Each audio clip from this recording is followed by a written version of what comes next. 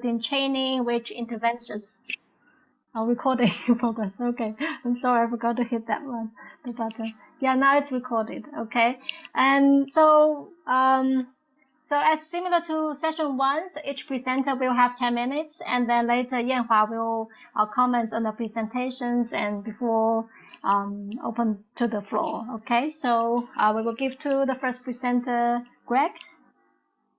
Is it Matthew? Okay. Oh, I think it's Matthew, sorry. Large-scale training programs on social upgrading in global value chains.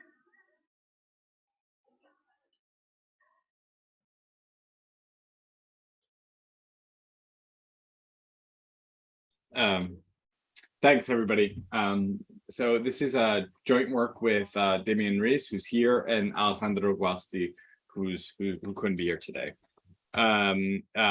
So I'm going to try to follow everyone's models and stay within 10 minutes. So this paper's on compliance, capabilities, information. It's a similar theme that a lot of us have thought about.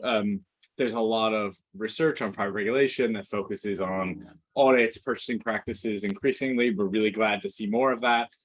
Incentives, and the other part of this puzzle is always capability building. And there's mixed evidence on whether or not training programs and capability building from buyers actually improve supplier compliance. Greg's paper on this on lean, of course, provides really robust evidence that Nike's lean program improves compliance, but of course it was a lean intervention. It wasn't a compliance intervention, and it was a really, really intensive intervention where, you know, people flew to Sri Lanka. They were, you know, engaged in a way that is not at scale. Jody Short's work suggests that when auditors provide information, you know, and do sort of training through audits, that helps. But there's other work that has a little bit more negative on the prospects of capacity building. Chikaoka's early work doesn't really find a correlation between buyers who engage in capacity building and compliance. Some of Rick's book looks at specific capacity building initiatives, the ILO, HP, doesn't really find much. And Veronica Villena has a recent paper looking at Philips China suppliers and doesn't really find much either. So we're entering into this space where we really need to know whether or not capacity building training kind of efforts work. Do they improve compliance? And we don't really have that solid evidence on it. So we're going to ask a very simple, straightforward empirical question.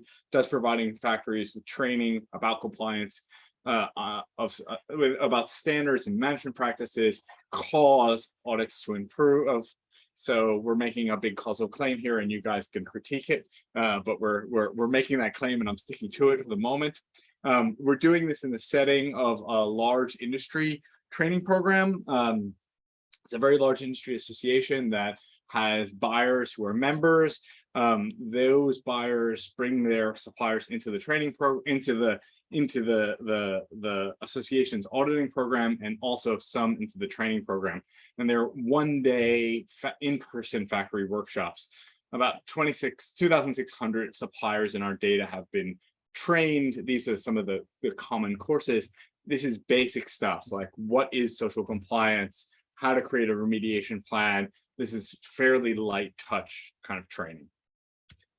Just to give you an example of, you know, taking from the slides, these aren't actually their slides. I recreated them with my own information to not infringe on their copyright.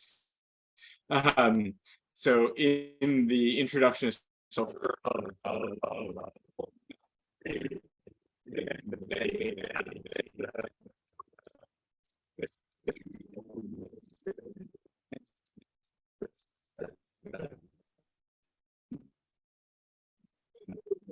Sorry, is anyone else having an audio issue with that? I am. Yeah, me too. Very garbled. Me too. Sorry, I think we lost a sentence or two to garbling, and your video got a little messed up.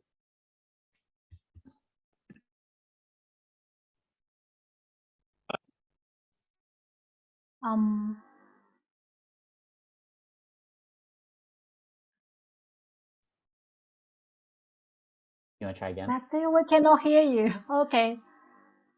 Are you back?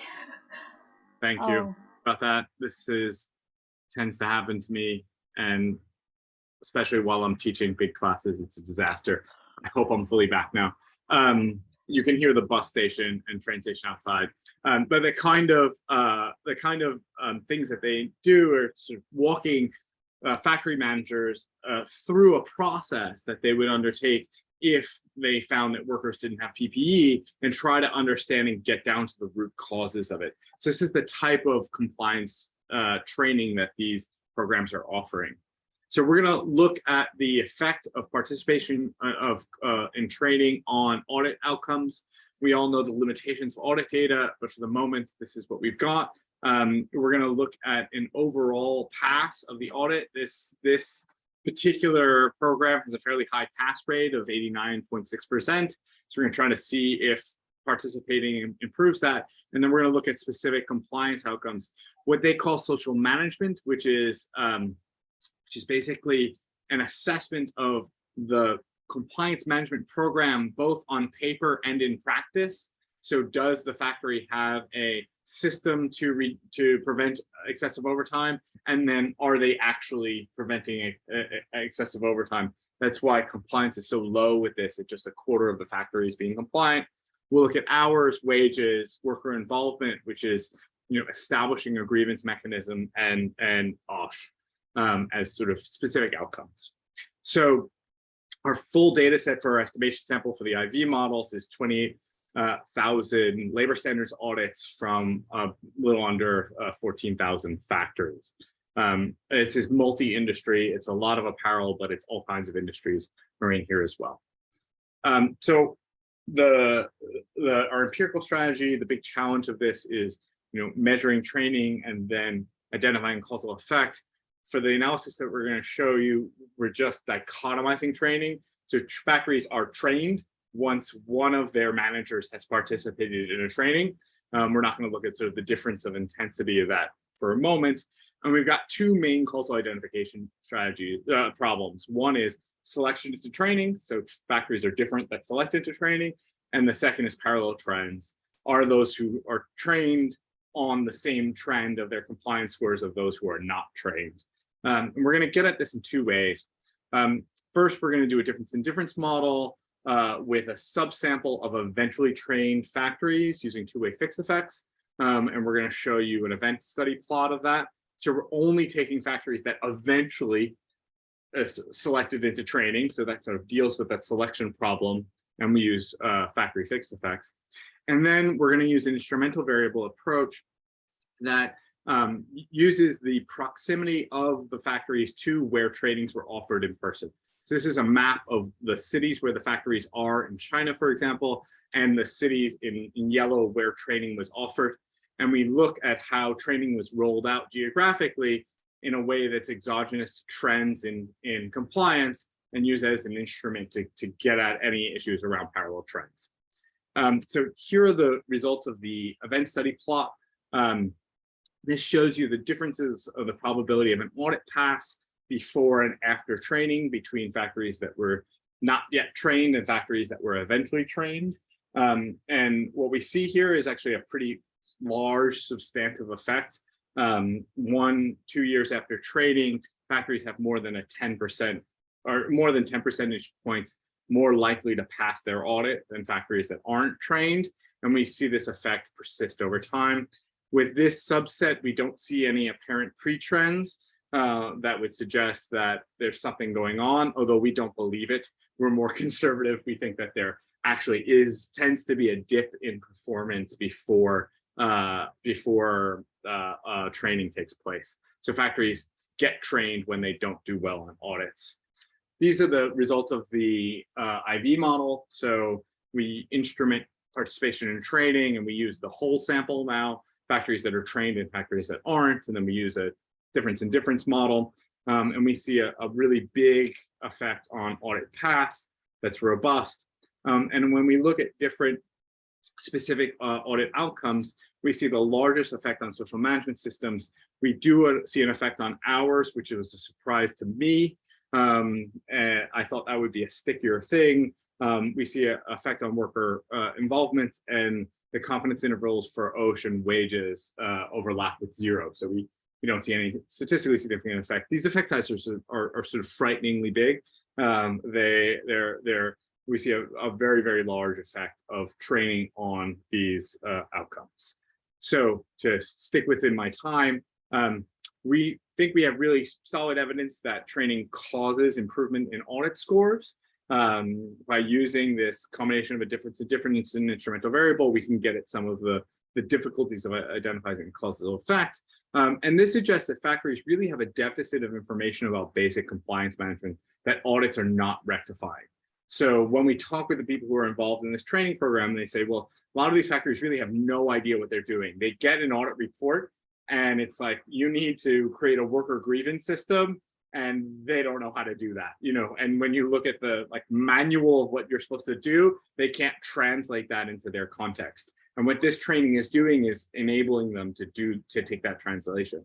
So the effects are biggest in the broad social management performance area, and we see these heterogeneous effects. And our next steps are going to be to refine our empirical analysis, getting down to even more granular outcomes in terms of compliance levels, and sharpen our IV, and spend more time theorizing the role of information deficits and knowledge deficits in compliance, specifically in how factories get information from audits, process that information, and try to make changes based on that, and ensuring that they have that ability, which is a little bit different than the capacity approach that has been dominant in the literature.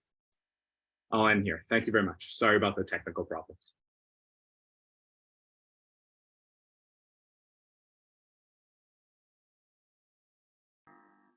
Thank you for the taking with the time given the technical issues. So now we will give the floor to the second presenter, Greg.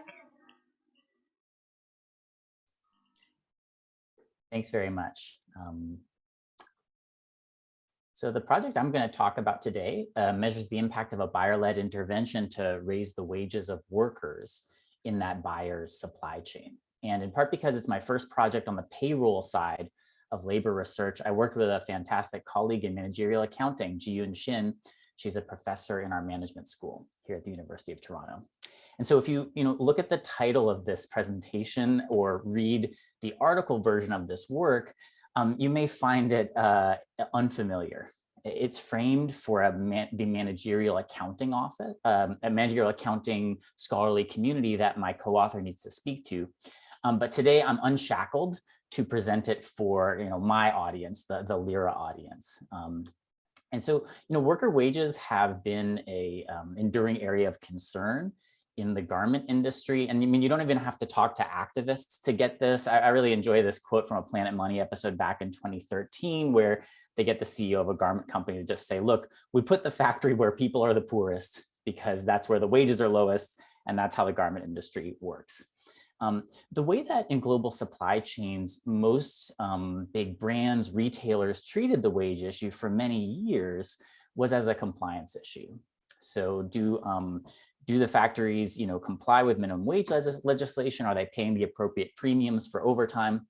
These are important issues, but there's a major concern here, which is that in many countries, following the law still falls pretty far short of a living wage. Now, I mean, that begins to change a bit in the mid-2000s, where we start to have retailers taking on initiatives where the goal is not compliance, but in some way raising the compensation that workers in their supply chains receive. So, you can think about the fair trade premiums that are associated with certain Patagonia products that get paid into this directly into this worker-controlled fund at the participating factories. The Fair Labor Association develops this fair compensation work plan, a lot of which is even just measuring worker wages in supply chains. And in 2013, H&M made a big announcement about its fair living wage strategy. And I'll talk a little more about what that consists of. But the important thing you have to know about that, so that's 9 years ago, they commissioned the Ethical Trading Initiative in 2018 to assess the success of that strategy. And it's a great report to read. But one of the things they point out is that we didn't get to say whether wages actually went up in the factories that participated in this H&M program. And so the project that I'm going to talk to you about today is going to try to measure the impact of some of these H&M programs that were targeted at raising wages in their suppliers. So I'm going to try to address 3 questions. First, did these programs under the header of a fair living wage strategy affect suppliers' wages, and how big were those effects? Second, were participating suppliers, did their commercial relationships to H&M change as a result of their participation? I think this is a really important point.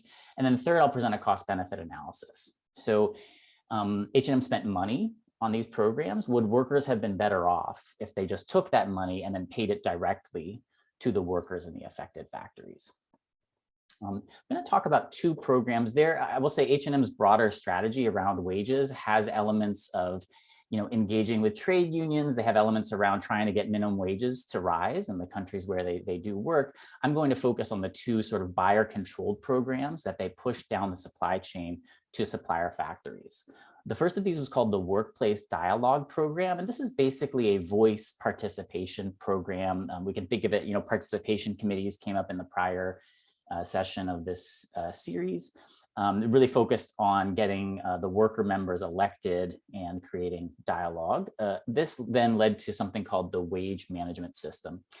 I would summarize the wage management system as a combination compliance and strategic human resource management program. On the compliance side, this is about making sure those overtime premiums are appropriately paid, et cetera, et cetera.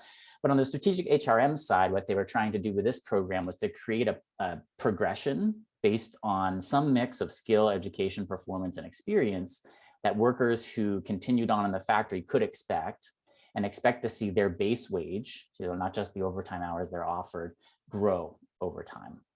And at the kind of final stage of this wage management system that they were implementing, the factories would develop a wage grid, which would be something that workers could see and say, oh, if I achieve this skill level, I can expect my wage to rise to this amount.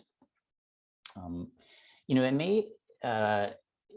may surprise, I think, folks who have not worked with brands that many brands really don't know, or at least maybe perhaps don't want to know exactly how much workers are paid in their supplier factories. And so a major part of H&M's program was developing a wage surveillance system that could track average wages in their supplier factories. In the first phase of that system, that's up until 2016, that was based effectively on audits. So these would be like once a year snapshots of wages.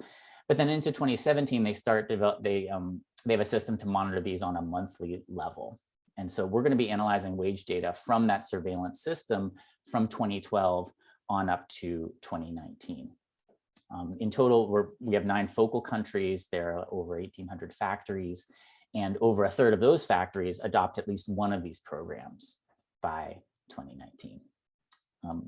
And the way we're going to try to estimate the impact on wages at the factories, and this is going to be the same for our estimate of the impact on the units ordered by H&M from the factories, starts by acknowledging that we don't really want to just directly compare one factory to another factory, because the wage levels vary so much by labor markets. So in Turkey, it's over $600 a month.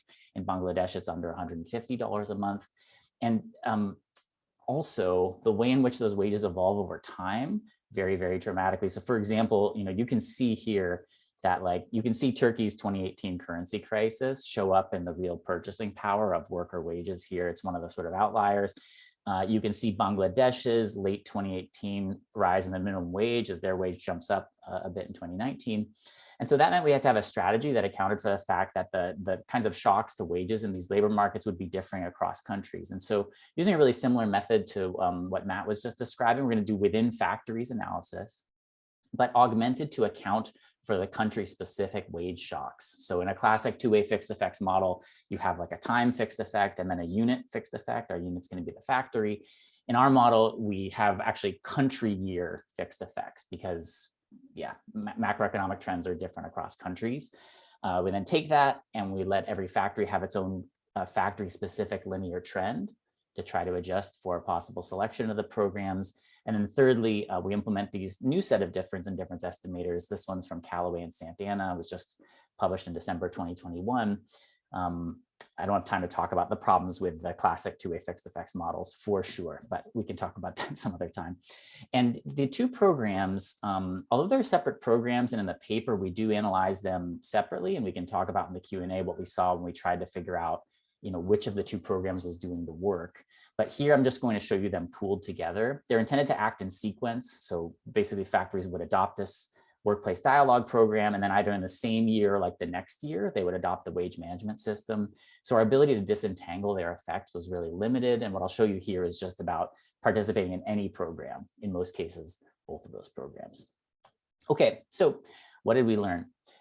Across our three models, in terms of the impact on wages of these supplier-specific programs, we see modest positive effects on wages. So in like the classical model, it's 2.7%. When we adjust for factory-specific trends, it ticks up a little bit. When we do the Callaway and Santana method, it goes back down again, but it's basically about 3% is our estimate of the effect on the average operator wage in the factories where these were implemented. And you can see here in these confidence intervals, at the low end, it's down to a 1% gain, and at the high end, a little over 5%. I'll talk a bit more about what this means in dollar value, in dollars, and sort of the presumable impact on workers' lives when I get to the cost benefit analysis. At the same time that this is happening in the factories that adopt these programs, their relationship to H&M is also changing. So we estimate the same models, but looking here as our outcome, the number of units ordered by the buyer from factories that participate in these programs. I've grayed out the first estimate. I believe this one to be biased. I think a more realistic one is somewhere between the mid to high single digits increase in units ordered. So participating in these programs is also associated with an increase in doing business with the buyer. When these programs were sold to suppliers, I've seen the PowerPoint deck that was, kind of trotted out when they were getting suppliers to sign on to these programs. One of the points in that deck says, hey, do you want to have a long-term committed relationship to H&M? Oh, if so, do these programs with us. And so this to some extent represents them following through on this idea that, oh, if you implement these programs, you're more likely to continue on with us. All right, third thing, program costs versus the increase in worker wages. So in total across their supply chain, 2.82 million worker years were affected by these programs in some way. In our most conservative estimate, the average per worker year increase in the average wage was 44 2019 US dollars. H&M paid $4.6 million on their side to implement the programs. So their per worker year cost was $1.62. So in terms of the costs to H&M for the impact on worker wages, this was very, very cost effective. Now, I've highlighted buyer here because we don't know how much it costs suppliers to do this. We know that suppliers were doing more business with H&M. I can't see their bottom line. So I'm not sure what the net value was to them there. I have three main takeaways from this research in the LIRA context. And if you read our academic paper, this isn't in there. So I'm just telling you what I actually think now. The first thing that seems important to me is that large garment buyers definitely do have the power to shape supplier wages. And so when large brands are saying that they care about wages, they can do things that will change the wages in the supply chain. This is I think it's important to just see that happen once. These wage effects, though, also occurred in the context of deepening commercial relationships to the suppliers. So it wasn't like you can design these HR programs and then, as Ning was drawing our attention to at the beginning, decouple that entirely from your commercial relationships to these enterprises. At least in this context, we're seeing these two things together, and this was a supporting element. Finally, these interventions do not offer most of these supply chain workers near a living wage. So if it's a 3% average gain in the vast majority of countries, that does not get you close to those anchor living wage benchmarks. Thanks so much for your attention, and I have our email addresses there if you want to write to us after the talk. Thank you for the rich information within a limited time. Okay, so now we will go to the third presenter, I think, Drusilla. Yep. Can you hear me? Yeah, okay, yes. Okay, awesome. Great. Right.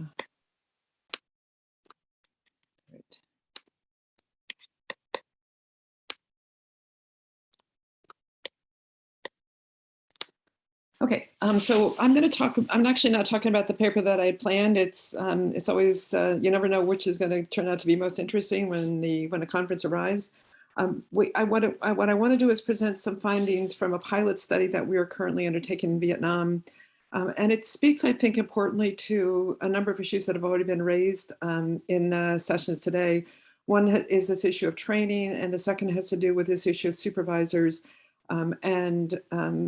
we usually have very strong positive training effects in a good way, but one of the things that we're discovering is that when you look at the subtleties of training within organizations, it can actually be quite more complex than we expected, and so I want to talk a little bit about what we've found has been happening. So essentially, I think, and this picks up a little bit on Greg's work in the past, is that we can often think of social upgrading as part of a high performance workplace system, which is the terminology that you see in the industrial organization or management literature.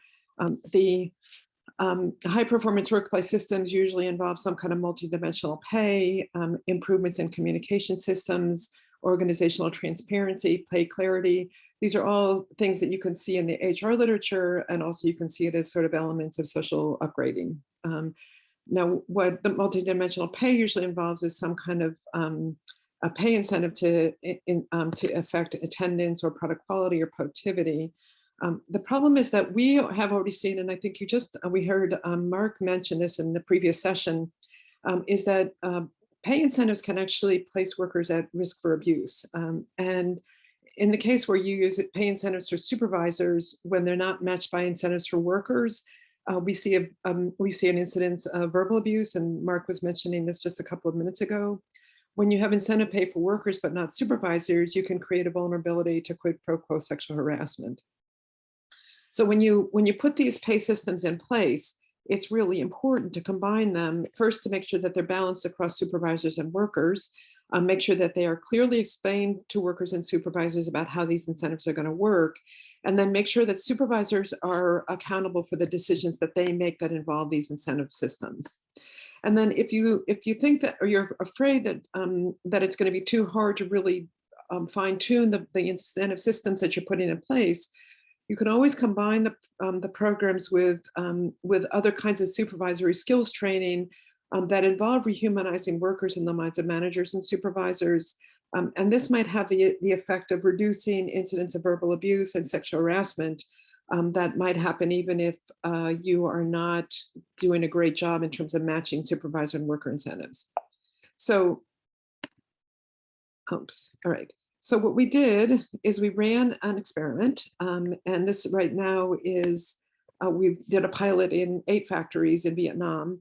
And what we wanted to do was introduce multidimensional pay for supervisors and workers. But what we did is, because we'd seen in the past some problems around sexual harassment norms, when you do these kind of pay incentives, we wanted to make sure that we preceded the introduction of the incentives with a very long treatment affecting how managers and supervisors perceived workers, partly in terms of their central role in the factory, and then also making sure that they're rehumanized in the minds of supervisors and managers, and also make sure there's an accountability system to guarantee to basically put in all these kind of protections to make sure that we don't get these adverse effects from incentives. So essentially what we did is we randomized factories to 1 of 2 training batches. The standard for our studies is you do a baseline, you train the first group, you do a midline, you train the second group, and then you do an endline. So we ended up with some pretty good news. A lot about the experiment actually worked really well.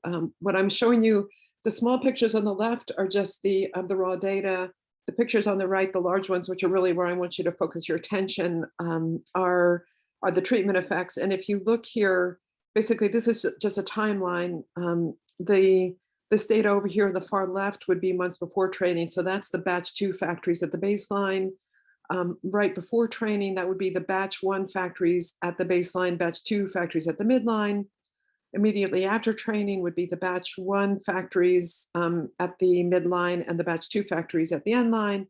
And then months after training would be the batch 1 factories at the end line. So basically this is a randomized controlled trial with a kind of sequencing. The first thing is that, at least as far as supervisors were concerned, the factories were in fact willing to introduce pay incentives.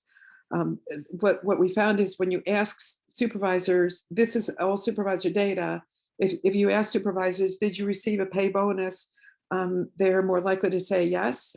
We also found that the bonuses were larger.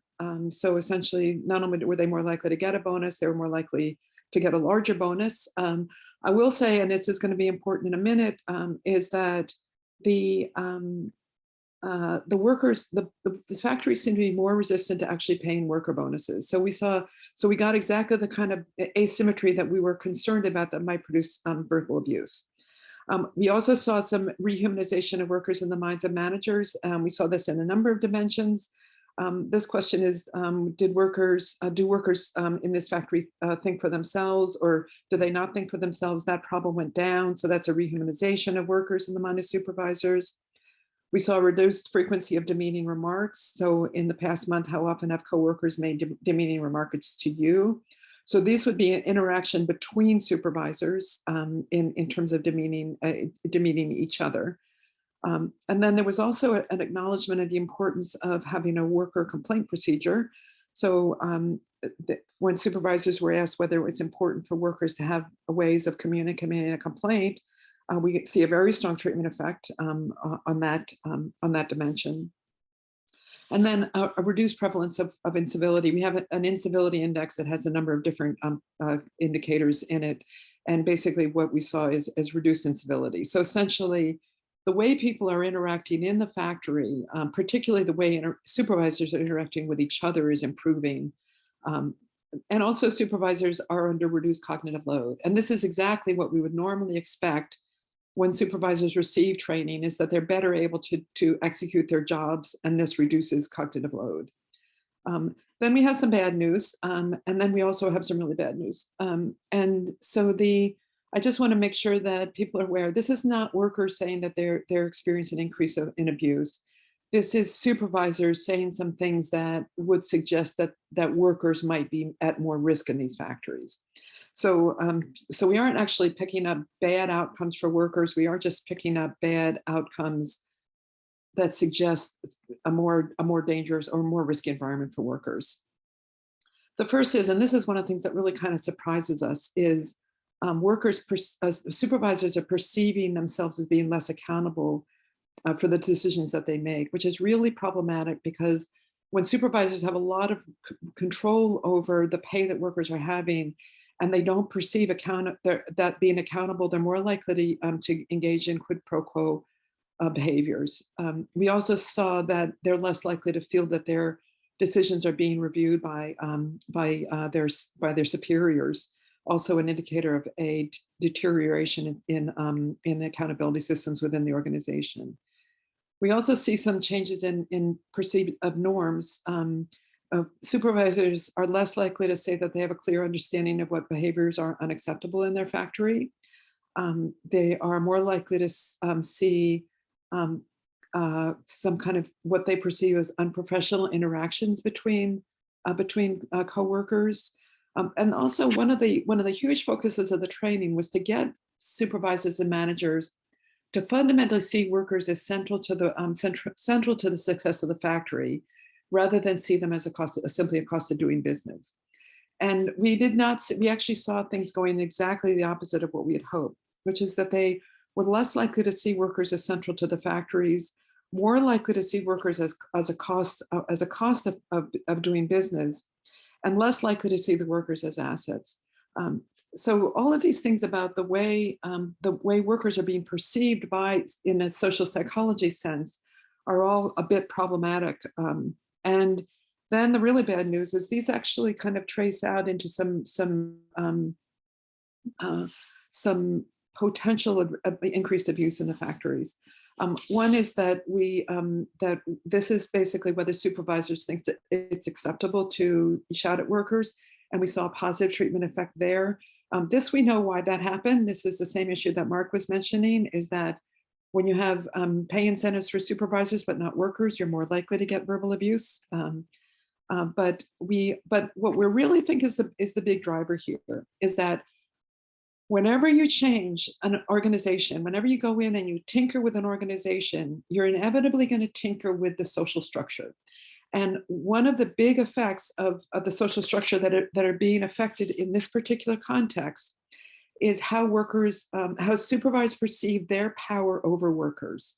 And in fact, what you can see here is this is basically what we ask the supervisors to do, is imagine that they're looking at workers on a ladder, and higher rungs correspond to high power and lower rungs correspond to low power. And supervisors basically see themselves rising in power relative to workers. And this power, this perception of power that's very easy to manipulate, has really deep implications for the way supervisors see their workers. So one is basically a tolerance for organizational tolerance for sexual harassment. There was a perception that a claim of sexual harassment by a worker would have less severe consequences for a supervisor after the training had occurred. This also, we have an overall norms, harassment norms composite. This went up. This was this has to do with beliefs. According to my own beliefs, it's acceptable for supervisors to sexually harass workers, positive treatment effect. And then, in fact, these supervisors actually claimed that they had seen, in fact, more sexual harassment of workers. But then what was really fascinating is, even though these supervisors, we think that what's being driven here is perceptions of power, they did see some conflict between what they were observing in the factory and their own personal values. So they're basically seeing a conflict there between what they see is going on as a consequence of this treatment and whether they think that's good in a moral sense. And in fact, many of these supervisors actually reported a higher level of discomfort with the way workers are being treated in the factory. So we basically come to the conclusion that as social psychologists have taught us to expect, it's very easy to manipulate perceptions of power. It's very, very easy to put supervisors in a high power mindset. And once you've done that, it changes the way they behave. It changes organizational norms around sexual abuse in particular. And so whenever we do any kind of treatment or intervention in factories, it's extremely important to be very sensitive to what it's doing to power mindset, particularly of supervisors, and how that's actually playing out in terms of how they're treating workers. So our next step is we're actually, when we do the next step, our next phase of the experiment is basically to proceed the entire treatment with a very, very focused training around for both supervisors and workers to really strongly develop a set of organizational norms around abuse, particularly defining sexual harassment for workers and supervisors, making sure that there's a strict accountability system around those, so that hopefully when we introduce incentives the next time, we don't actually we may still see the power effect, but we're hoping that the power effect doesn't translate and sift through to norms of behavior in terms of treatment of workers. So I'm going to stop there. I have no idea how long I've been talking, but I'm going to stop anyway. Well, thank you for the great presentation. Thank you. So Yanhua, now it's your time.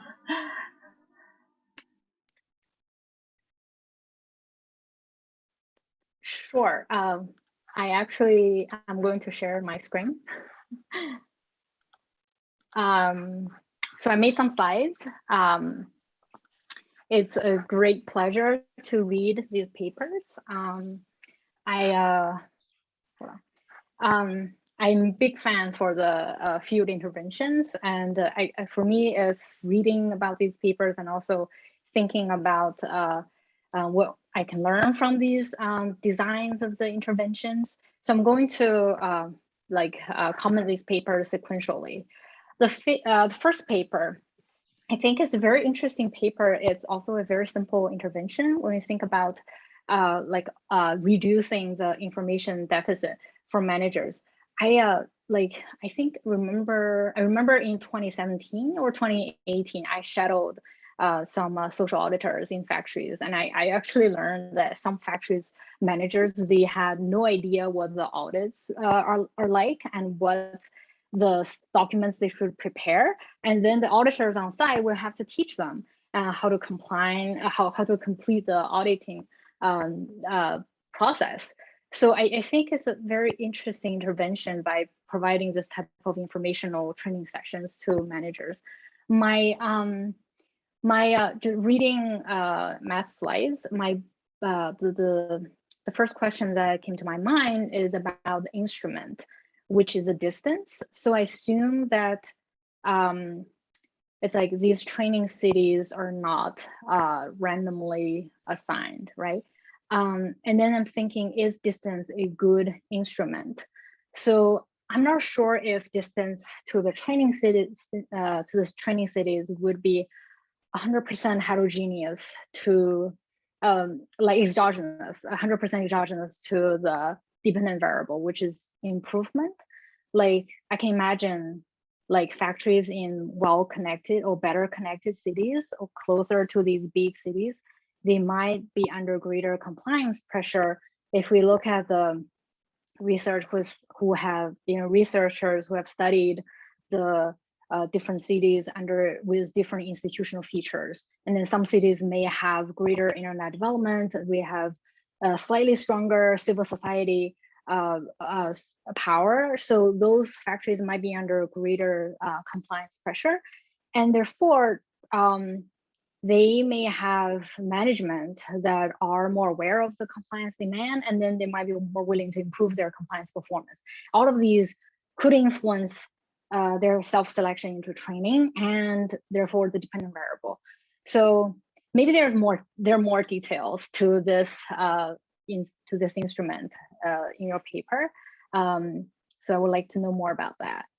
And then the second comment is about the implications of finding. So I find it's very interesting that these type of training sessions, they have positive effects on a lot of the things like management system, hours, and working involvement, but not a lot of effects in terms of wages and OHS compliance. And I know like these areas are more costly. So what does this? So what do these findings imply?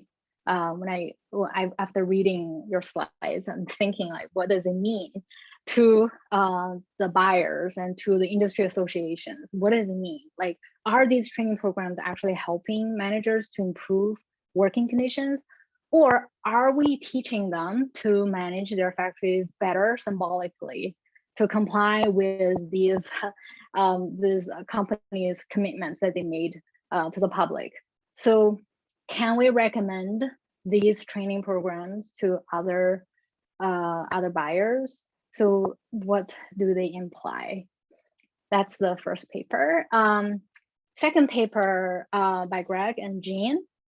Fun fact, so Jee-Eun was my undergrad dorm neighbors. We live next door. It's super fun to read your paper.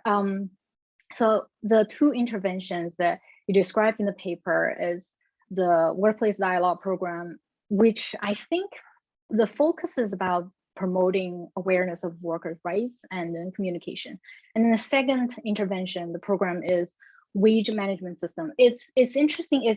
The program is mostly about transparency, like wage transparency.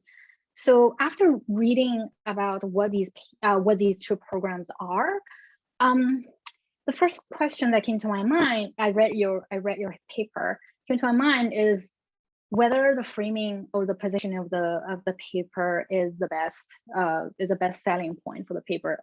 I didn't know that you were targeting an accounting journal. So maybe this is not super relevant to the accounting audience. So what I'm seeing is that you, in the paper, you like really highlight this fact that you're studying implementation of CSR management control system. But as I see it, is the dependent variable actually measuring the implementation? Like more specifically, is wage increase the direct goal of these programs? Or is it rather an outcome of implementation? So as I see it, after reading the descriptions of these two programs, I was like, oh, the first program is about worker awareness, and the second program is about wage transparency. It seems like if we're looking at the implementation of these programs, we should be looking at more direct measurements, but wage increase doesn't seem to be the goal, or what this program meant to achieve. So that's my first question, but it may not be relevant if this is an accounting audience. I actually quite like how Greg opened the presentation by talking about a managerial challenge that is going beyond compliance with minimum wage standards and actually paying workers with livable living wages. So I actually find that how you open the presentation is very interesting, seems super relevant, but I don't know if accounting audience like that. And in the paper, you show like there are two mechanisms that we show that could help with improving wages, so voice and then transparency. Stuff like you described from page 8 to page 9, which I find is most exciting for me. So that's the first one, but as I said, it could be a minor issue. And the second one, after reading your paper and also going back and forth, I'm trying to find this information, which I didn't. So I think very important background information is that many factories adhere to minimum wage standards, which are far below living wages. I think it's a very important fact. But I really, as a reader, I really want to know, is that the case in factories in your estimation sample? So are they paying workers in accordance with the local minimum wages? And are these local minimum wages below local living wages? So in the presentation, you showed us a graph with 9 little figures. So I think these reflect the wages in the factories that are actually being paid. But I think a few more information points would be helpful, like what are these countries living wages? And also figures 1 and 2 are missing from the paper.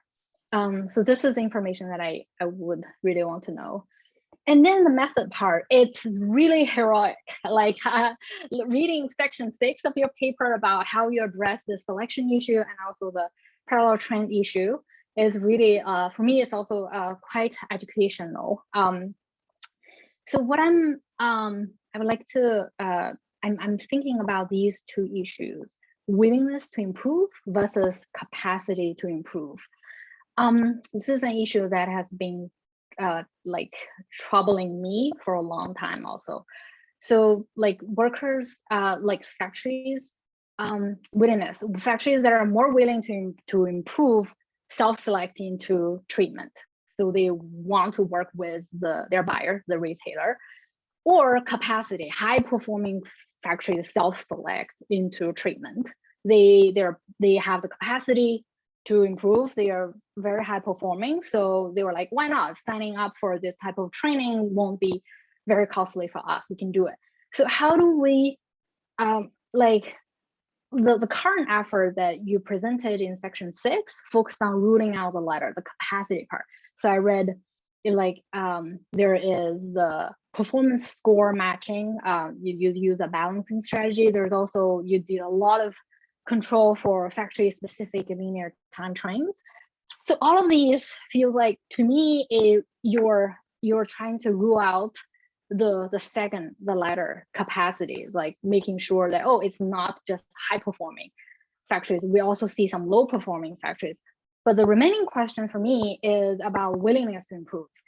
How do you know that, how do we rule out this alternative explanation? Factories that are more willing to improve, regardless of their current performance level, regardless of the status quo, they're more likely to self-select into treatment. So that's the thing that's bothering me after reading the paper. So, and then I'm thinking about what would I do if I'm working with the data? I'm thinking about something you actually talk about in the paper is long-term cooperative exchange relationship orientation.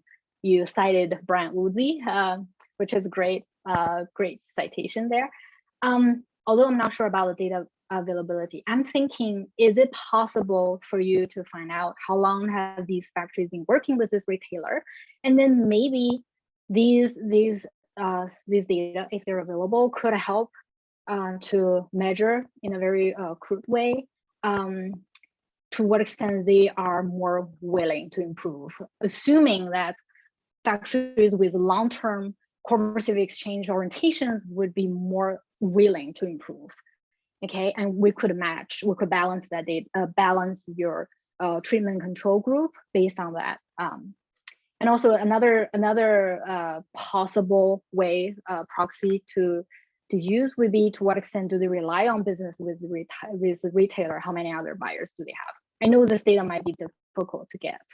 Also, I'm thinking, are there any qualitative information out there that you could use? Like, how did they convince factories into participate? And also, like, is it possible to talk to the management as this retailer about characteristics of factories that participated? So maybe they could give some inspiration regarding what we can do to rule out this willingness part of the story. Okay, and then the next one is about the treatment effect. So you mentioned some non-wage related consequences. I like the findings about increasing units, and also like the anecdotal evidence, productivity and pressure to other buyers. Something that you can easily take a look at is the worker turnover, I think, because you have the wage data. And also, like, do workers feel like they like this type of wage transparency system? You know, I was trained as an OB scholar, so we look at worker turnover, and also like workers respond to different types of wage system very differently. Some wage transparency system would actually improve productivity, but that also makes some workers feel pressured and they want to leave.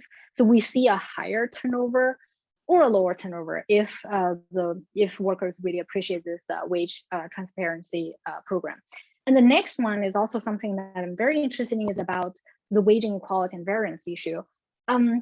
Does the wage transparency program result in increased gaps between top and bottom workers? Because as I read from your paper, like, oh, this system is actually not just about wage transparency. This is all about like develop the workers so that they can ensure competitiveness. They can make sure that workers, as they progress through the organization, they can be paid more as their skills increase. So what does that imply for the wage gaps between these frontline workers? I think this is also a data that it should be available in your data set, so you can take a look at the variation, look at the gaps. Another interesting point, it's a really rich paper, that's why I'm talking about all these points. So another one is about the treatment effects. So you show the heterogeneous treatment effects, which I like. Whether it's driven by high performers or low performers, and also labor union. So one interesting thing that I'm curious about is, why are you using interactions here but not conducting subsample analysis? Because that's what you did with the first one. So I don't think I have any preferences over which method. I'm just curious why it's not a subsample analysis. And then the next one is something that I'm interested in is, are these interventions subject to a saturation or a ceiling effect? Because we're seeing, like, it seems like from what you presented, that interventions only work for low performing factories. What does it mean? Does it mean, like, as factories get to a certain level in terms of wages that they pay, no matter what interventions we do, we can't push them any higher? So are these interventions subject to saturation effects? And the next one is external validity.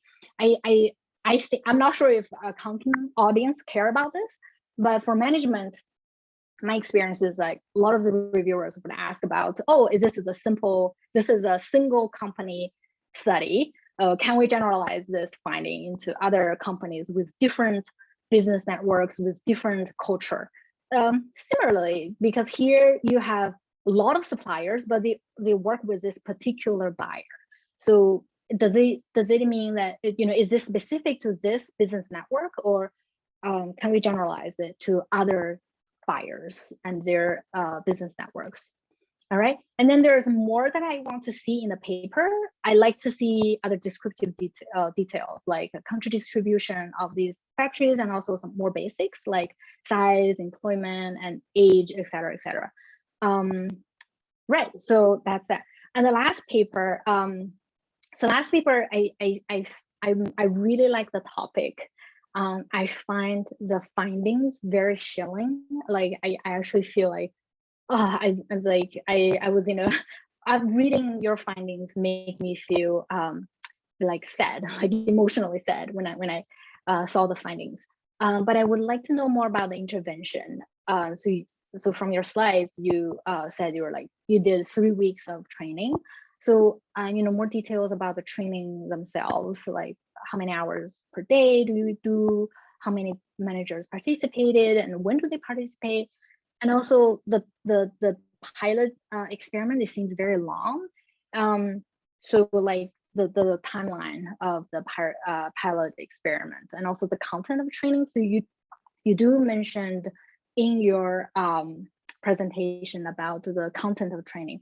So like I do want to know more about this. Like what sort of like materials are the trainers working with, are managers learning? And then there are alternative designs depending on how the pilot experiments were conducted. So there are also alternative designs in terms of power supervisor, subordinates, power interactions, and in the OB literature. So just a few. So I've read articles like OB scholars wrote about morning interventions. Like it's instead of giving them 3 weeks of intensive training, some of them try like every morning, let's do a 10-minute mini intervention. And then we do daily surveys, like at the start of the day survey and the end of the day survey. So they found like these little mini morning training interventions can be very effective. And then content of intervention. So there are, I don't know the content of the intervention that you guys did here, but there are other interventions like the dark side of power, like letting managers and also subordinates understand the dark side of power, and also self-concept to give more education to workers about their self. Like the developing workers self-concept usually has shown to be a very effective tool for workers to act against the power abuse. Just some thoughts. Yeah. So that's it. Okay. Well, thank you for the very detailed comments. So I think perhaps now we can say if we have any, do we have any questions directly in addition to what Yanhua has mentioned? If not, then we can allow each of the presenters to respond to Yanhua's question. Meanwhile, we can type in our questions in the chat. And then we can talk after this, because we have a 1.5 hour break between this session and the next section. So now perhaps Matt, you may respond, or you may comment in other comments you want to say. Great. Well, thank you so much. Each have 1 minute. Okay. I'm embarrassed that we just gave you a slide deck instead of paper, but we had just broken the paper, so we didn't want to give you an old version. Anyway, I think you're right about the IV. We are in the paper, we'll describe in much more detail why we think it's okay.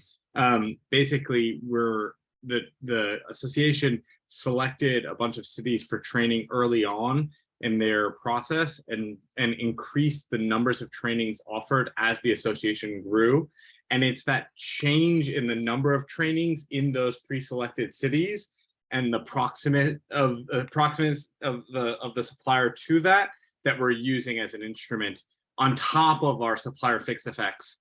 So the instrument is conditional then on the supplier fixed effects and on the main buyer and a bunch of other covariates about the supplier, which sort of takes a little bit of pressure off of that instrument overall. But fair enough.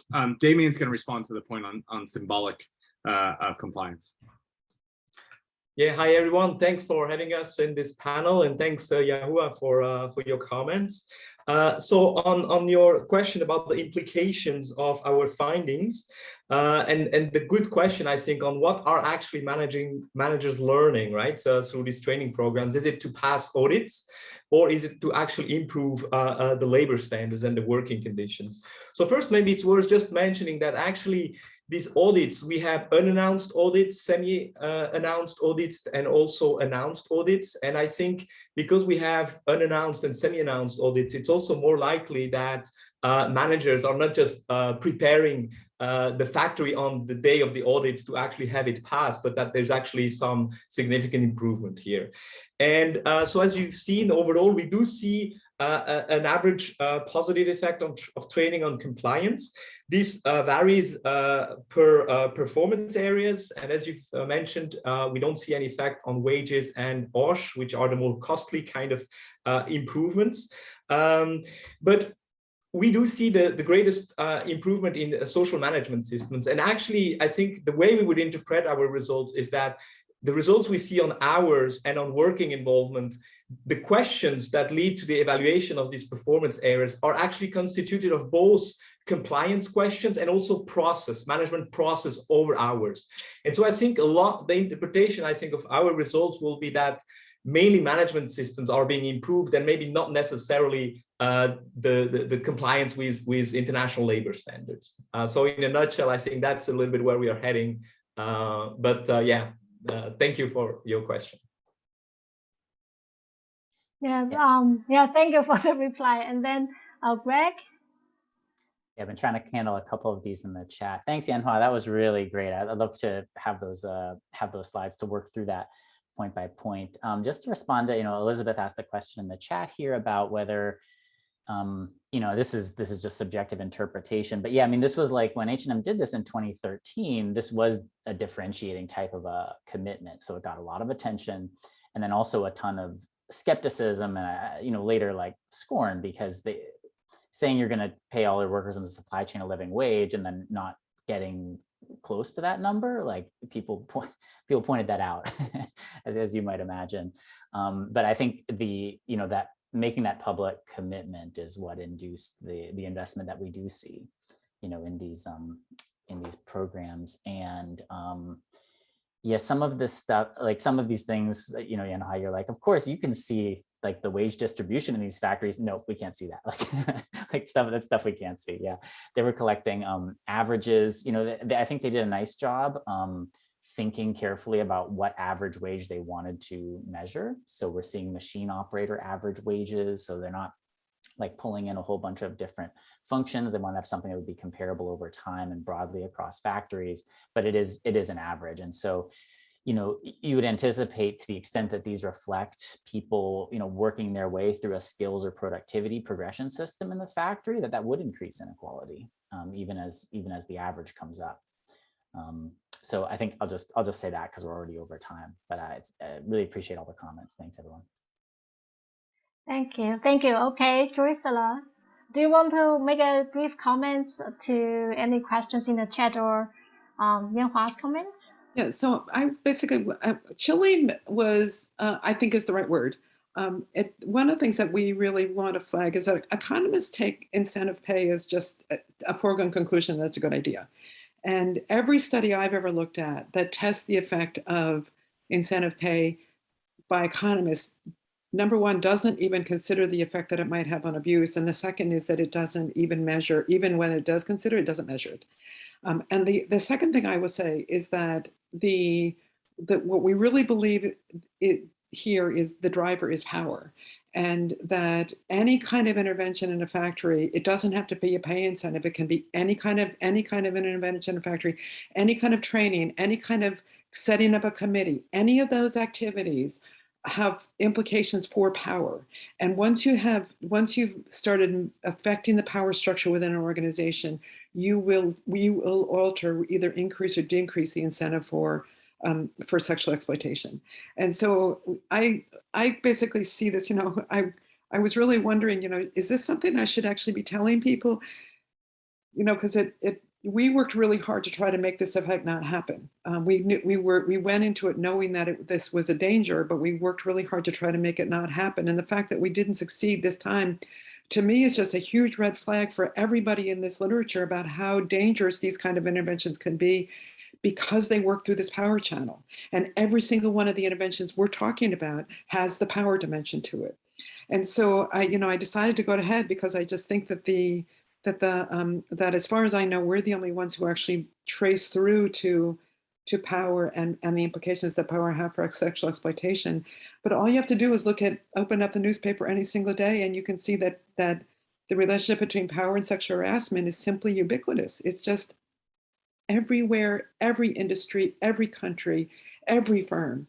And we really have worked, Laura and I basically have worked very hard to try to get this whole issue on the agenda in a way that catches people's attention, not just to say that this is the consequence of a few bad apples. It isn't. This is structural, and it has to do with completely seemingly innocuous interventions. So I just a red flag to everybody that we think that this should be on everybody's radar when you're looking at interventions in any sort.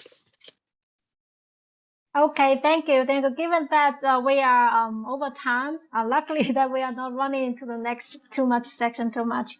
So we will see you in the third session after about 1.5 hours. Okay, thank you for the great presentation, and thank you for the comments and interactions.